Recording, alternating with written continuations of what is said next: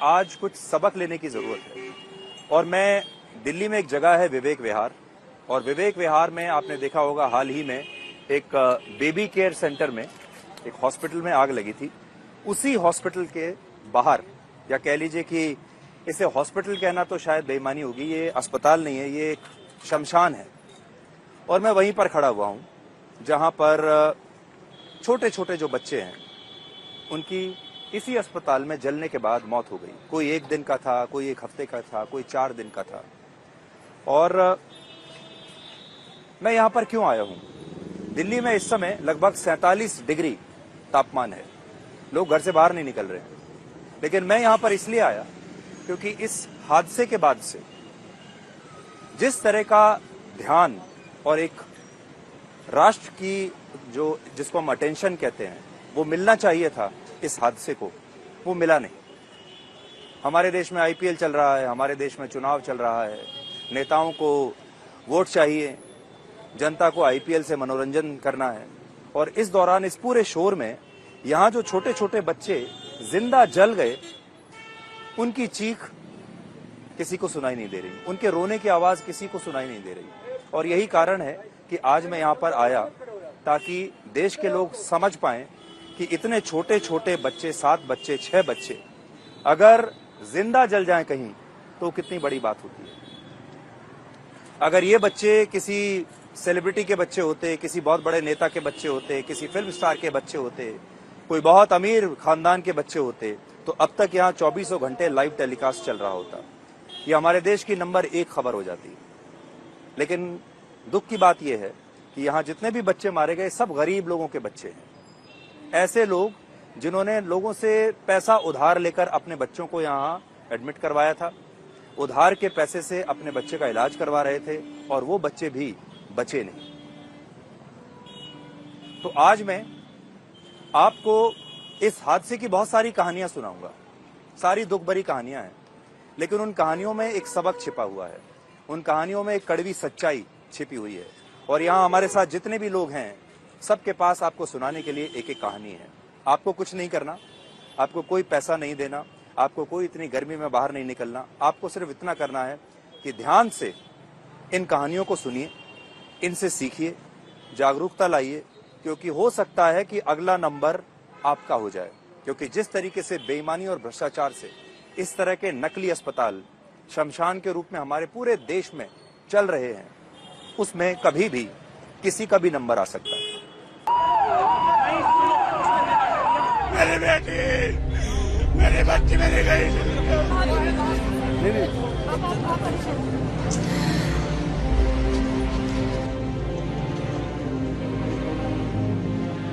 देखिए इस मकान की स्थिति, ये वैसे तो बड़ा छोटा सा मकान है, 100-125 गज का ये मकान होगा, जिसमें अस्पताल क्या एक छोटी सी दुकान भी असल में नहीं होनी चाहिए। लेकिन इस मकान की स्थिति ऐसी है कि ये कभी भी गिर सकता है। अभी जहां मैं खड़ा हुआ हूं, यहां पर भी हम कह नहीं सकते कि ये मकान कब गिर जाए। और इसका सबसे बड़ा कारण ये है कि कहने को तो ये अस्पताल था, लेकिन ये सिलेंडर देख रहे हैं आप, कितने सारे सिलेंडर्स यहां पर बिखरे हुए हैं। ये सारे ऑक्सीजन के सिलेंडर्स हैं। देखिए कुछ सिलेंडर इसमें देखिए फट भी गए हैं, और जितने इस अस्पताल में बेड्स नहीं थे, जितनी दवाइयां नहीं थी, उससे ज्यादा ये ऑक्सीजन के सिलेंडर्स थे, क्योंकि यहाँ ऑक्सीजन के सिलेंडर्स का अवैध काम चलता था इस अस्पताल में। और जब यहाँ पर आग लगी तो ये जो सिलेंडर्स थे ये फट गए, और इनके फटने की वजह से ये जो नुकसान हुआ है ये कई गुना ज्यादा नुकसान हुआ। दूसरी बड़ी बात यह है कि इस अस्पताल के पास कोई एनओसी नहीं था, फायर डिपार्टमेंट का कोई एनओसी नहीं है। और जो भी चीजें जरूरी होती हैं किसी अस्पताल के लिए, जैसे मान लीजिए कि एक इमरजेंसी एग्जिट होना चाहिए, फायर डिपार्टमेंट का एनओसी होना चाहिए, आग बुझाने के लिए सामान होना चाहिए, वो कुछ नहीं था। और एक और बात, जो डॉक्टर्स यहाँ पर इलाज कर रहे थे वो सारे डॉक्टर ऐसे थे जो कि बच्चों का इलाज करने के लिए क्वालिफाइड ही नहीं थे, यानी उनके पास वो डिग्री ही नहीं थी कि वो इन बच्चों का इलाज भी यहाँ पर कर सके।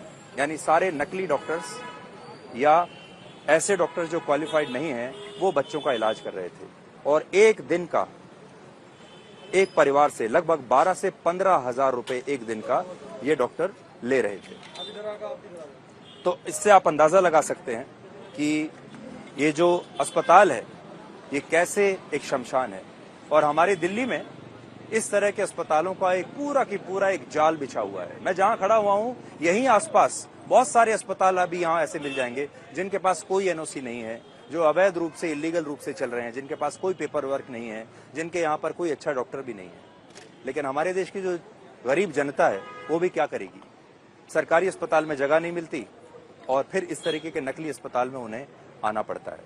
तो आज मैं और बहुत सारे लोगों से यहाँ पर बात करने वाला हूँ, जिन लोगों ने अपने बच्चे खोए उनसे बात करने वाला हूँ, और जिन लोगों ने यहाँ इन बच्चों की, कई बच्चों की जान बचाई। जो अड़ोस पड़ोस में रहने वाले जो लोग थे वो एकदम फरिश्ते की तरह यहाँ पर आए और उन्होंने पूरी मदद की। सरकार तो देखिए चुप रहती है, सरकार तो भ्रष्टाचार में जो लोग लिप्त हैं उनको पकड़ नहीं पाती। अगर बेईमानी ना हो और भ्रष्टाचार ना होता तो फिर सोचिए ये अस्पताल आज चल ही नहीं सकता था। ऐसे अस्पताल का चलना असंभव है। इसका मतलब ये है कि यहाँ का जो लोकल प्रशासन है, जो हेल्थ डिपार्टमेंट है, वो सब के सब मिले हुए हैं, सबके पास पैसा पहुंचता है। ये जो गरीब लोगों से 10-10, 15-15 हजार रुपए एक दिन का ले रहे हैं, ये पैसा कहीं तो पहुंचता होगा, ये पैसा बंटता होगा, और जब ये पैसा बंटता है ऊपर तक, तब इस तरह के जो अस्पताल हैं वो चल पाते हैं और उनका कोई कुछ बिगाड़ नहीं पाता।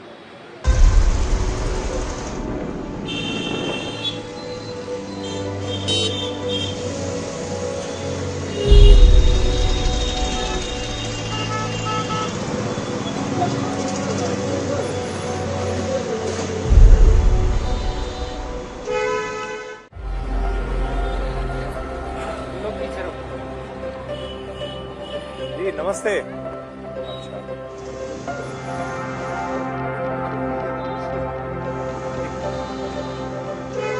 मेरे साथ इस समय कुछ ऐसे लोग हैं जिनको आप ये कह सकते हैं कि जो हमारे हीरोज हैं।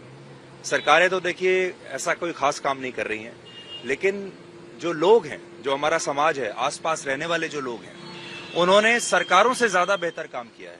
तो हमारे साथ विनय जी हैं, हमारे साथ शंटी साहब हैं और राजेश गोयल जी हैं। ये हमारे जिला अध्यक्ष है जी, संजय गोयल जी। जी जी। तो शंटी जी ने भी कई लोगों को बचाया और ये जितने सारे लोग हैं वो ऐसे हैं जिन्होंने यहाँ आके सबसे पहले यहाँ पहुंचे और उन्होंने काम किया।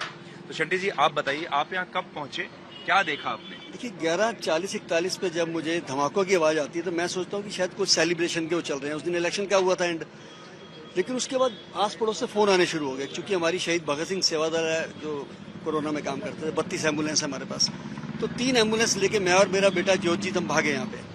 तब तक ये आग की लपटें जो है इस बिल्डिंग को पार कर रही थी। अच्छा। एक बिल्डिंग, 2 बिल्डिंग और इसके अंदर भी। तो ये जो बीच वाली बिल्डिंग है ये और आसपास भी बिल्डिंग हाँ, में इनके आग ऊपर लगी तक है। आग चली गई थी अच्छा। भयंकर तरीके से। एक सिलेंडर तो यहाँ फटा, एक फट के ITI कॉलेज में गया, एक सामने गया, एक राइट पे गया, इस तरीके से फटने शुरू, 5 फटे टोटल। उस समय ये हालात थे कि पुलिस अपना काम कर रही थी, प्रशासन को देखना, फायर ब्रिगेड आग बुझा रही थी। हमारे पास तो एम्बुलेंस है, हम तो अपना काम करेंगे। फायर ब्रिगेड आ चुकी थी। अब जब हमें पता लगा कि आगे से नहीं घुस सकते, तो पीछे का रास्ता अपनाया, क्योंकि हमें यहाँ का भूगोल पता था, हम यहाँ के रहने वाले हैं सारे। जब पीछे मैं गया तो विनय जी उस समय तक बच्चों को निकाल के अपनी कार में लेके जाने का प्रयास कर रहे थे और 4 लोग ऊपर चढ़े हुए थे। मैं भी छलांग मार के ऊपर चढ़ गया फिर, लेकिन जब मैं अंदर घुसा तो मुझे सांस लेने में दिक्कत आई, तो मैंने आवाज मारी, किसी ने गीला तौलिया दे दिया, मैंने बांध लिया। और उसके बाद एक एक करके बच्चे, 12 बच्चे टोटल निकले। फिर मेरा बेटा जोत भी अपनी कार में 4 बच्चे लेके गया, फिर 2 बच्चे लेके गया। तो जो डी ब्लॉक में हॉस्पिटल था, जब 12 बच्चे पहुंच गए तो उन्होंने कहा जी इसमें से 6 तो जा चुके हैं, क्योंकि वो बच्चे जो तकरीबन जले हुए थे, आधे से ज्यादा जले हुए थे। बच्चों की, विनय जी, बच्चों की स्थिति क्या थी उस समय? देखिए, मैंने जब उन बच्चों को कार में डाला तो मेरे को ये अंदाजा था कि ये बच्चे बहुत हॉट कंडीशन से आ रहे हैं। तो मैंने अपनी गाड़ी के दोनों AC ऑन कर दिए, तो उससे बच्चों में थोड़ी हरकत शुरू हुई। और सैल्यूट करता हूँ 2 तब तक जिंदा थे? हाँ, वो जो मेरी गाड़ी में 5 बच्चे गए वो अभी भी जिंदा है।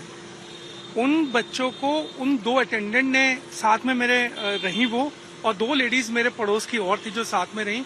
तो हम उन बच्चों को तेज AC ऑन करके ले गए, तो उनकी हरकत चालू हो चुकी थी एंड देवर अलाइव। पहले हॉस्पिटल में पहुंचते हैं जिसका नाम है गुप्ता मल्टी स्पेशलिटी हॉस्पिटल, उसने रिफ्यूज कर दिया कि मैं इनको नहीं रखूंगा, मेरे पास इक्विपमेंट नहीं है। मैं कहा तेरे पास ऑक्सीजन तो होगी, लेकिन उसने वो तो नहीं, उसने हमारे साथ कोऑपरेट किया, बस उसने ये बता दिया कि राइट साइड पे एक और हॉस्पिटल है, वो आपको ले लेगा। वहां पे गए, वो बंद पड़ा था, but we shouted like anything. उन्होंने हॉस्पिटल खोल दिया, 5 बच्चों को ले लिया, दोनों अटेंडेंट्स वहां साथ रही, वो 5 बच्चे आज जीवित हैं। हमारे साथ राजकुमार हैं जिन्होंने अपने बच्चे को खोया है और इनका बच्चा सिर्फ 17 दिन का था और बड़े भरोसे के साथ अपने बच्चे को ये यहाँ लेकर आए होंगे और वो भरोसा इनका टूट गया। इनकी कहानी आज पूरे देश तक जानी चाहिए। तो राजकुमार, आप बताइए क्या हुआ? हाँ सर, मैं यहाँ पे बच्चा लेकर आया था। हमारे बच्चे को कुछ हुआ नहीं था, जरा सा फीवर था और फीवर की वजह से सांस लेने में दिक्कत हो रही थी। जहाँ पे हम डिलीवरी करवाए थे बच्चे को, तो उन्होंने बोला कि इनको ऑक्सीजन पे रखना पड़ेगा, लेकिन हमारे पास ऑक्सीजन की सुविधा नहीं है। तो उन्होंने मेरे को एम्बुलेंस के साथ यहाँ पे भेजा था। तो यहाँ पे मैं शुक्रवार की शाम को आता हूँ, यहाँ पे एडमिट करवा के बच्चे को कुछ देर तो मैं बैठता हूँ, उसके बाद कहते हैं यहाँ पे रुकना परमिशन अलाउड नहीं है, कोई जगह भी नहीं है रुकने की। हाँ, कोई पेरेंट्स यहाँ रुक नहीं सकता है। वो हमें भेज दिए। ठीक है, मैं भेज दिया। अगले दिन जाता हूँ, मैं उनसे रिपोर्ट लेने आता हूँ, तो उन्होंने मेरे से पैसे जमा करवा लिए, बोले रिपोर्ट ले लो। और कितना पैसा लिया? हाँ, फिलहाल तो मेरे से भी उसी दिन एडमिट करते समय 15,000 रुपये जमा करवाया था। उसके बाद फिर अलग से लिए थे। तो उन्होंने बोला कि इतने पैसे आप जमा कर दो और रिपोर्ट ले लो। मैंने रिपोर्ट लिया। रिपोर्ट लेने के बाद मैं डॉक्टर से मिलता हूँ। डॉक्टर सचिन उस टाइम उनकी ड्यूटी थी। डॉक्टर अशोक थे, वो उनकी ड्यूटी नाइट में होती थी। डॉक्टर सचिन की ड्यूटी दिन में होती थी। ये सारे क्वालिफाइड डॉक्टर थे? हाँ, पता नहीं सर, ये तो मेरे को भी नहीं पता है। पर वहाँ पर उनको रिपोर्ट दिखाने के बाद मैं डॉक्टर से मिलता हूँ, बात करता हूँ, तो उन्होंने बोला इसमें कुछ आया नहीं है रिपोर्ट में। ठीक है, तो मैंने बोला सर कुछ आया ही नहीं है, जब कुछ बीमारी नहीं है तो आएगा क्या उसमें? मेरे बच्चे को फीवर है, जरा से ऑक्सीजन की दिक्कत थी बस, और कोई बीमारी नहीं है। तो उन्होंने बोला कि कोई बात नहीं, एक दिन हम और रखते हैं, इसका एक टेस्ट और करते हैं। कमर की रीढ़ की हड्डी होती है, उसका पानी लेके एक बार टेस्ट करेंगे, क्या पता इसके पर अंदर। जब आग लगी तो आपको कब पता चला? आप थे यहाँ जब आग लगी? नहीं, आग लगी हमें कोई पता नहीं था। हमें तो पैसे के लिए बोला गया था, तो हम शनिवार को चले गए थे शाम को। तो हम शनिवार की रात को 12:30 बजे फ़ोन करता हूँ बच्चे की खबर लेने के लिए, तो यहाँ हॉस्पिटल में कोई फ़ोन नहीं उठा रहा था। तो फिर मैं फ़ोन नहीं किया, दोबारा सुबह 7 बजे फ़ोन करता हूँ, तब भी कोई फ़ोन नहीं उठा रहा है। मैंने सोचा हो सकता है मैंने पेमेंट नहीं जमा की, पैसे नहीं जमा किए, इस वजह से फ़ोन नहीं उठा रहे। जब मैं 8 बजे यहाँ पहुँचता हूँ तो देखता हूँ, पैसे लेके पहुँचता हूँ, तो यहाँ पे देखता हूँ तो यहाँ पे माहौल कुछ गड़बड़ था, पूरी आग लगी रही थी, यहाँ पे जले हुए अच्छा, थे। तो मतलब आपको पता ही नहीं था पूरी रात की ये सब हो गया है? नहीं, हमें कोई खबर नहीं थी। हमें कोई खबर दी नहीं गई थी, ना हॉस्पिटल की तरफ से ना पुलिस की तरफ से, हमें कोई खबर नहीं थी। हमें कोई खबर, हम यहाँ पे आते नहीं तो हमें पता भी नहीं चलता, क्योंकि डॉक्टर का टाइम था मिलने का 2 से 4 का। उस बीच में बुलाते थे हमें कि आप 2 से 4 के बीच में ही आना, उससे पहले मत आना यहाँ पे। हाँ, तो यहाँ पे आता हूँ, मैं देखता हूँ, तो यहाँ पे हम सब लोगों से पूछते हैं हमारे बच्चे कहाँ हैं, बच्चे इसमें थे वो कहाँ, तो कोई बता नहीं रहा था, किसी को कोई जानकारी नहीं थी। फिर हम यहाँ पे कुछ पुलिस वाले खड़े थे, उनसे पूछा तो उन्होंने बोला आप विवेक विहार थाने जाओ, वहाँ पे आप पता करो। मैं वहाँ पे विवेक विहार थाने पहुँचता हूँ, तो वहाँ पे उन्होंने मेरा एड्रेस, मोबाइल नंबर सब कुछ लिखते हैं। उसके बाद मेरे को यहाँ पे ईस्ट दिल्ली नाम से हॉस्पिटल है और लाल बत्ती के पास, वहाँ भेजते हैं। वहाँ के 5 बच्चे एडमिट हैं, बचे हुए हैं जो सही सलामत हैं। उनमें से आप बच्चों की पहचान कर लो जाके। मैं वहाँ पे गया, बच्चों की पहचान किया, पर वहाँ पे हमारा बच्चा नहीं था। तो फिर मैं उनसे पूछा कि बाकी जो डॉक्टर वहाँ के देख रहे, तो मैंने उनसे पूछा बाकी बच्चे कहाँ हैं, तो उन्होंने साफ बोल दिया हमें नहीं पता इसके बारे में। तो फिर मैं बाहर आके पूछता हूँ, पता करता हूँ सबसे, तो बोले कि जो बच्चे 7 बच्चे एक्सपायर हो गए हैं वो हॉस्पिटल GTV में हैं। तो मैं GTV जाता हूँ। GTV जाने के बाद वहाँ पे देखता हूँ, तो मैं उनसे, पुलिस वालों से सबसे पता किया, पूछा। मैं ओम प्रकाश नाम के एक इंस्पेक्टर थे, उनसे मैंने बात की, तो उन्होंने बोला कि फ़ोटो देख लो आप, फ़ोटो में आप पहचान कर लो अपने बच्चे की। तो मैंने बोला सर कुछ बॉडी तो इसमें जली हुई है, बच्चों जले हुए हैं, उनको मैं कैसे पहचान करूँ फ़ोटो? आप मेरे को सामने दिखाओ बच्चों को, जब मैं पहचान करूँगा। तो वो अंदर गए, कुछ देर के बाद अंदर जाते हैं, वो बात करके आते हैं अंदर वहाँ पे, तो देखते हैं, फिर मेरे को बुलाते हैं, मैं दिखाते हैं। तो वहाँ पे गया, मैं देखा अपना बच्चा, पहचानने के बाद मैंने बोला सर मेरा बच्चा जो है कि आप मेरे को दिलवा दीजिए। तो उन्होंने बोला पहले फॉर्मेलिटी पूरी होगी, उसके बाद आपका बच्चा मिलेगा। मैंने बोला सर जहाँ पे साइन करना, जो फॉर्म भरना आप भरिए, मेरे को बच्ची की बॉडी दे दीजिए। फिर बॉडी मिली आपको? नहीं, बॉडी उस दिन नहीं मिली। हमने सारा फॉर्म हम सब कुछ भर दिया, सारे सिग्नेचर करवा दिए। और फिर वहाँ पे जो 54 नंबर वार्ड था GTV के अंदर, वहाँ पे रजिस्टर पे नाम, बेबी का नाम रूही था, माँ का नाम उमा था। तो यहाँ के जो लेके गए, नर्स लेके गई या कौन लेके गया बच्चों को, वहाँ पे नाम गलत डाल दिया था। नाम गलत डालने की वजह से उस बच्चे का पोस्टमार्टम नहीं हुआ, उस दिन नहीं हुआ पोस्टमार्टम। तो बोले आप कि पहचान पाए अपने बच्चे बच्चे को मैं पहचान गया था। तो मैं गया वहाँ पे, दूसरे दिन मेरे को बुलाया जाता है कि आप 9 बजे आ जाना। मैं 9 बजे गया वहाँ पे, दूसरे दिन 9 बजे जाता हूँ, तब भी मेरे को ऐसे ही दौड़ाया गया वहाँ पे। बोले कि जो रजिस्टर पे नाम चढ़ गया वो आप नाम चेंज नहीं हुआ जाएगा, नाम नहीं तो चेंज। गरीब आदमी को ऐसे ही तंग करते हैं। ये है गरीब आदमी की जो समस्याएं हैं ना जीवन में, उसके जो संघर्ष हैं वो अलग ही हैं। जी टीवी में जाके भी फिर भी बोर्डिंग नहीं दी, आधे घंटे से 1 घंटे से बस हमको ये टाइम दिया जा रहा है, बस आधे घंटे में मिलेगा, 1 घंटे रुकिए, आधे घंटे, ये टाइम दिया जाए। कल जाके हमको शाम को 5:30 बजे के आसपास बोर्डिंग मिलती है। 2 दिन के बाद, भैया का फोन मिलाया हमने, तब जाके बॉडी मिली। 2 दिन के बाद हमें जाके बोर्डिंग मिलती है शाम को, कल शाम को 5 बजे, 5:30 बजे। आप क्या करते हैं? मैं माली का काम करता हूँ सर, मैं पेड़ पौधों का काम करता हूँ, माली हूँ मैं। तो इतने भरोसे के साथ बच्चे को यहाँ छोड़ के गए आप सर और अब जब इतने बच्चे 12 बच्चे एडमिट है तो वहाँ पे मैं अकेला बच्चा क्या कर सकता हूँ। मैं भी भरोसे से ही लाया कि चलो मेरा बच्चा को थोड़ा ऑक्सीजन की दिक्कत हो रही है, मैं यहाँ पे ले जाऊंगा। उन्होंने मेरे को बोला संडे को आपका बच्चा डिस्चार्ज हो जाएगा, आप घर ले जा सकते हैं। अब आप क्या चाहते हैं? सर न्याय चाहते हैं, क्या न्याय चाहते हैं कि जो हमें ये पता चला है कि यहाँ जो डॉक्टर नवीन हैं उनके कई जगहों पे हॉस्पिटल है, उनके लाइसेंस रद्द किया जाए, क्योंकि जो हमारे बच्चों के साथ हुआ है वो और किसी बच्चों के ना साथ ना हो। कल को हो सकता है आपका भी बच्चा हो, मेरा बच्चा यहाँ पे गया, आपका सबका, हम सबका भी बच्चा हो सकता है, ऐसा हादसा हो सकता है। और इतने बड़े गज में कितना 110 गज का होगा ये, या 210 का जो भी होगा, इतने बड़े जगह में मुश्किल से 100-110 गज बनने का नहीं चाहिए। ये मकान है। हॉस्पिटल बनना नहीं चाहिए। और हॉस्पिटल मान लो बनता भी है, आपका 5 बेड का परमिशन है, आपने 15-25 बेड लगाए हैं, उसमें 25 बेड लगाए, अगर आप 5-12 बच्चे में आप कितने सिलेंडर यूज कर सकते हैं? ज्यादा से ज्यादा 5 सिलेंडर यूज कर लो। आपको भी ये नहीं पता था कि ये अस्पताल इलीगल है? हाँ, हमें नहीं पता था सर, उस समय हमें कोई वो नहीं थी। और यहाँ पे कम से कम 30-35 सिलेंडर मिले थे उस समय। नीचे गोडाउन बना रखा था सिलेंडर का, ऊपर जो है कि और बच्चों आपसे टोटल इसने कितना पैसा ले लिया? मेरे से अभी टोटल की 20,000-25,000 तक ले लिया मैंने 2 दिन के अंदर में। 2 दिन के अंदर में इन्होंने मेरे से 25,000 रुपये लिए थे। तो इतना सस्ता भी नहीं था? नहीं, सस्ता नहीं था ये। लेकिन हमने कहाँ से पैसे लगा के उधार लोगों से लेके अपना बच्चे का इलाज करवाने के लिए उधार लेकर आया बच्चों से इलाज कर, लेकिन बच्चा भी नहीं रहा, पैसे भी, मैं कर्जा हो गया जी सबका। तो राजकुमार मैं आप ही के लिए आया हूँ यहाँ कि यहाँ पर अभी देश की नज़र गई नहीं है यहाँ। अगर कोई अमीर का बच्चा यहाँ पर, उसके साथ ऐसा हुआ होता, किसी बहुत बड़े नेता के बच्चे के साथ हो जाता, फिल्म स्टार के बच्चे के साथ हो जाता, तो देखो यहाँ 24 घंटे का लाइव टेलीकास्ट होता। और सर दूसरी मेन बात कि हमें सुनने में आया है कि यहाँ पे जो आग लगती है सिलेंडर की वजह से या कुछ की वजह से लगती है, लेकिन केस को बदलने की वजह से बताया जा रहा है कि बिजली की तार की वजह से आग लगी यहाँ पे। अगर बिजली का तार है तो में आग लगती तो कैमरा बगल में है, सरकारी कैमरा, वहाँ पे जरा सा भी कुछ नहीं हुआ है। आप खुद देखिए, आप कैमरा घुमाइए ऊपर, आप देखिए कैमरा जला है कहीं? नहीं जला है। बोर्ड जला है कहीं नहीं जला है, कैमरा कुछ नहीं हुआ है, ठीक है। लेकिन ये केस पलटने की वजह से बताया जा रहा है कि बिजली की वजह से आग लगी है, हादसा बताया। मुझे आपको इस बात की भी आशंका है कि उसको छोड़ देंगे, केस दब जाएगा? केस तो पलट देंगे, छोड़ देंगे, पैसा जहाँ उसने फेंका पलट देंगे केस से। सारा खेल पैसे का सर इसमें। जिस बंदे का हॉस्पिटल 4 जगह फरीदाबाद में भी चल रहा है, उसकी वाइफ भी डेंटल्स है, तो आप सोचिए उनके पास कितना पैसा होगा। तो गरीब आदमी की जो न्याय में, व्यवस्था में जो अविश्वास पैदा होता है ना, वो ऐसे ही पैदा होता है। और आपको आज देखो, राजकुमार को भी ऐसा लग नहीं रहा है कि इन्हें न्याय मिलेगा, क्योंकि सामने जो लोग हैं वो बहुत पैसे वाले हैं। जी बिल्कुल। हमारी क्या औकात है सर, हम इनसे ना तो केस लड़ सकते हैं।